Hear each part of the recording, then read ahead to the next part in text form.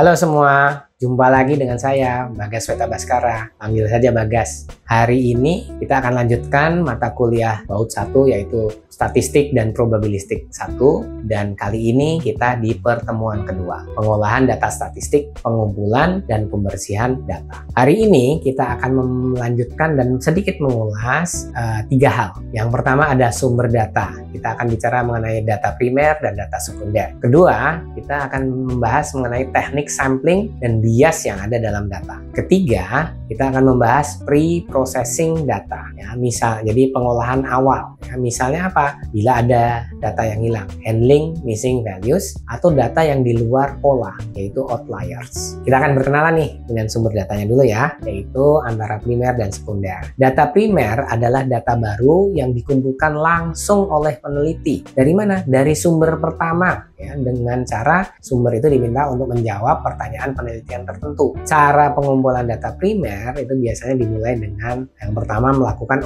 observasi. Peneliti akan datang langsung ke lokasi, mengamati perilaku, aktivitas, atau kejadian. Biasanya menggunakan catatan lapangan, checklist, atau merekam video. Contohnya ya, contoh observasi adalah misalnya mengamati cara pengunjung memilih produk di supermarket. Langkah-langkahnya menentukan apa saja yang akan diamati. Yang kedua, menyusun instrumen observasi. Ketiga, melakukan pengamatan di lapangan. Dan keempat, mencatat hasilnya secara sistematis. Selanjutnya, cara lain dalam pengumpulan data primer adalah melakukan wawancara. Wawancara adalah metode pengumpulan data di mana peneliti melakukan tanya jawab langsung dengan responden untuk memperoleh informasi yang dibutuhkan. Bisa secara tatap muka, bisa menggunakan telepon, bisa juga melakukan video call, misalnya menggunakan Zoom atau Google Meet. Langkah-langkahnya ada 4. Yang pertama, menyusun pertanyaan baik yang terbuka maupun tertutup. Nanti kita bahas. Kedua, memilih responden yang tepat. Yang ketiga, melakukan wawancara. Dan keempat, ya, kadang-kadang bersamaan dengan yang ketiga adalah